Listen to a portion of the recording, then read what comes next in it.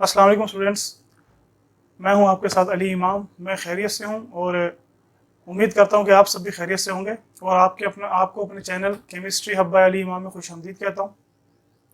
Student, आज हम अपना तीसरा लेक्चर स्टडी करने जा रहे हैं और हमारा तीसरा लेक्चर जो है वो एविडेंस ऑफ एटम और मॉलिक्यूल के बारे में होगा। तो स्टूडेंट, सबसे अगर आपने अभी तक हमारे चैनल को सब्सक्राइब नहीं किया तो काइंडली आप हमारे चैनल को सब्सक्राइब कर लें ताकि आपको हमारी अच्छी वीडियोज़ मिलती रहें। स्टूडेंट्स, चलें अपने टॉपिक की तरफ चलते हैं। Evidence of atom. एविडेंस का लफ्ज़ी मतलब होता है सबूत। देखें, अगर मैं आपसे कहूं कि ये सामने टेबल पे एक सेब पड़ा है और सेब पड़ा ना हो तो आप कभी यकीन नहीं करेंगे मेरी बात का।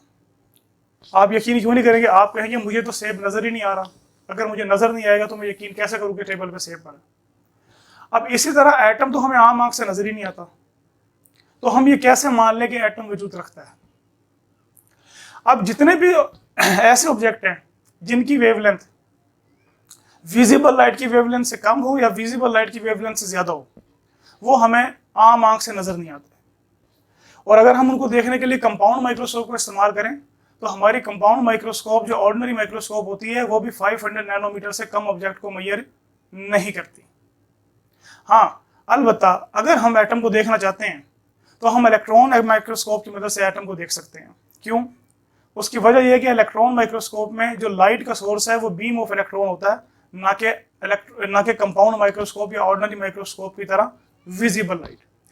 अगर विजिबल लाइट से ही एटम में नजर आना होता, क्योंकि कंपाउंड माइक्रोस्कोप में विजिबल लाइट का सोर्स है, तो हमें आम आंख से भी नजर आ जाना चाहिए था। तो विजिबल लाइट से हम एटम को नहीं देख सकते क्योंकि विजिबल लाइट की जो वेवलेंथ है वो एटम की वेवलेंथ से बहुत ज़्यादा बड़ी होती है।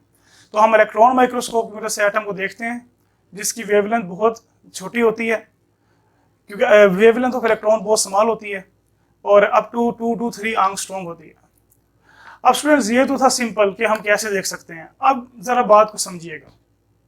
देखें, अगर किसी ऑब्जेक्ट को देखना हो तो हमारी जो लाइट है जो हम यूज कर रहे हैं उसकी वेवलेंथ उस ऑब्जेक्ट की वेवलेंथ से कम होनी चाहिए।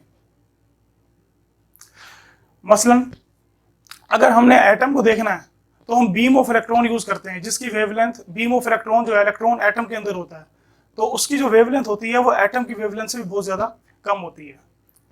अब होता यूं है कि जब हम छोटी वेवलेंथ का मसलन हम बीम ऑफ इलेक्ट्रॉन यूज करते हैं तो बीम ऑफ इलेक्ट्रॉन जब एटम के ऊपर पड़ती है तो डाइफ्रैक्शन पैटर्न बन जाता है, डाइफ्रैक्शन ग्रेटिंग हो जाती है।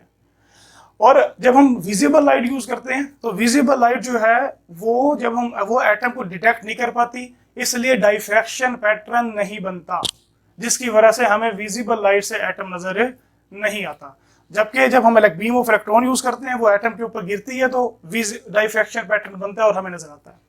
डाइफ्रैक्शन ग्रेटिंग क्या होती है? हम इंसिडेंट लाइट को किसी ऑब्स्टेकल से गुजारते हैं और वो अपने जो किनारे साइडों से वो बेंड हो जाती है, तो इसको हम कहते हैं डाइफ्रैक्शन ग्रेटिंग। अब स्टूडेंट्स, हमारे पास एक एग्जाम्पल के तौर पे ग्रेफाइट की डायग्राम दी गई है जिसको 15 जो कि इलेक्ट्रॉन माइक्रोस्कोप से ली गई है और उसे 15 मिलियन टाइम मैग्नीफाई किया गया है, फिर ये हमारे पास आई है। और इसमें जो वाइट लेयर्स हैं वो कार्बन के बैंड हैं और जो डार्क लेयर्स हैं वो spaces between layers of carbon atom है। स्टूडेंट, एक्सरे स्टडी हमें बताती हैं जो एटम होता है इसका डायमीटर 0.2 नैनोमीटर होता है। एटम के मैसेज को हम 10⁻⁻27 से 10⁻⁻25 किलोग्राम इस रेंज में मेजर करते हैं। और इसको मेजर करने के लिए हमारे पास जो यूनिट होता है वो होता है AMU, और 1 AMU बराबर होता है 1.66 × 10⁻⁻24 ग्राम या -27 किलोग्राम। हमारा टॉपिक भी है AMU, इंशाल्लाह हम उसमें डिटेल में पढ़ेंगे। और स्टूडेंट्स, अगर आप एटम के स्मॉल साइज़ का अंदाज़ा लगाना चाहते हैं तो आप इस बात से लगाएं कि अगर मेरे पास सेब हो और मैं उसको जूम करता जाऊं, मैग्नीफाई करता जाऊं और मैग्नीफाई करता करता उसे ज़मीन के साइज़ के बराबर ले जाऊं तो मेरा जो एटम होगा वो मुझे सेब के साइज़ के बराबर नज़र आएगा। इसी तरह जो फुल स्टॉप होता है उसमें 2 मिलियन एटम होते हैं।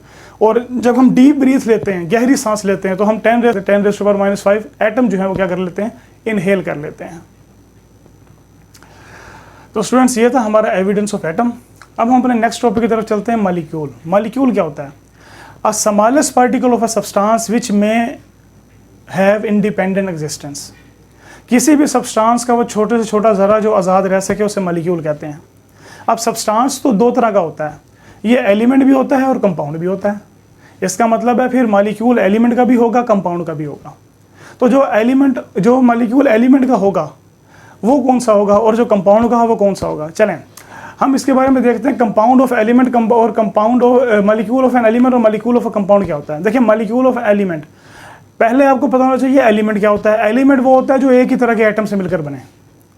तो जो मॉलिक्यूल ऑफ एन एलिमेंट होगा वो उसमें एक ही तरह के एटम होंगे। और कंपाउंड वो होता है जो मुख्तलिफ एटम्स के केमिकल कम्बिनेशन से बने। तो जो कंपाउंड का मॉलिक्यूल होगा उसमें मुख्तलिफ टाइप के एटम होंगे। तो अगर तो मुख्तलिफ एटम है हम कहेंगे मॉलिक्यूल ऑफ कंपाउंड है, अगर सेम एटम है हम कहेंगे मॉलिक्यूल ऑफ एलिमेंट है। इसके अलावा हम मॉलिक्यूल्स को क्लासीफाई, मसलन अब इसमें एग्जांपल देख लेते हैं। मसलन मेरे पास हीलियम है, नियोन है, मेरे पास H2 है, HCl है, ये सारी हमारे पास मॉलिक्यूल की एग्जांपल हैं। लेकिन आप ज़रा गौर करें, मैंने हीलियम और नियोन तो एक ही एटम पर मुश्तमिल है, मैंने इनको क्या कहा है, मैंने इनको मॉलिक्यूल कहा है। देखें इसको समझने के लिए ना मॉलिक्यूल की डेफिनेशन पे गौर करें। मॉलिक्यूल वो होता है जो आज़ाद रह सके। अब अगर कोई एटम आज़ाद रह सकता है तो हम उसे मॉलिक्यूल कहेंगे। स्टूडेंट्स मॉलिक्यूल को तीन तरह से क्लासीफाई फर्दर किया जाता है, on the basis of atomicity, on the basis of nature, on the basis of size. On the basis of atomicity, देखें एटॉमिसिटी क्या होती है, number of atom in a molecule is called its atomicity. मसलन water molecule में 3 atom होते हैं, H2O, 2 hydrogen एक oxygen, तो हम कहेंगे वाटर की एटॉमिसिटी 3 है।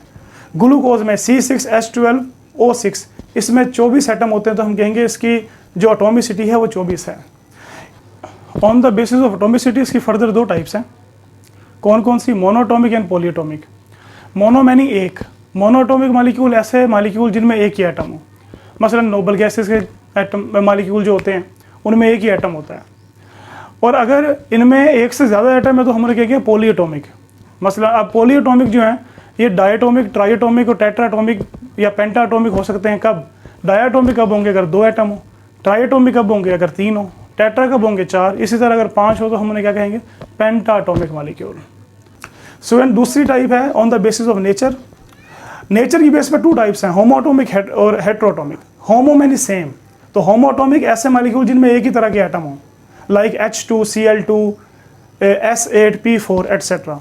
और हेट्रोटॉमिक कौन से होते हैं, हेट्रो मैनी मुख्तलिफ। हेट्रोटॉमिक ऐसे मॉलिक्यूल जिनमें मुख्तलिफ टाइप ऑफ एटम हो, मसलन HCl, NH3 एट्सेट्रा। स्टूडेंट्स आखिरी है on the basis of size. Size की बेस पे 2 तरह से क्लासीफाई करते हैं, micro molecule and macro molecule. Micro means छोटा, माइक्रो मॉलिक्यूल वो मॉलिक्यूल जो बहुत छोटे होते हैं। The molecule which are very small in size are called micro molecule, like CO2, H2O, H2, ये सारे माइक्रो मॉलिक्यूल हैं। मैक्रो मॉलिक्यूल कौन से होते हैं, the molecules which are very big in size containing large number of atom and high molecular mass are called macro molecule. For example chlorophyll, haemoglobin, protein, lipids etcetera. अब haemoglobin क्या होता है, haemoglobin blood protein है जो कि जिसकी atomicity 10,000 atom होती है, जो कि 68 टाइम्स हैवियर है हाइड्रोजन से।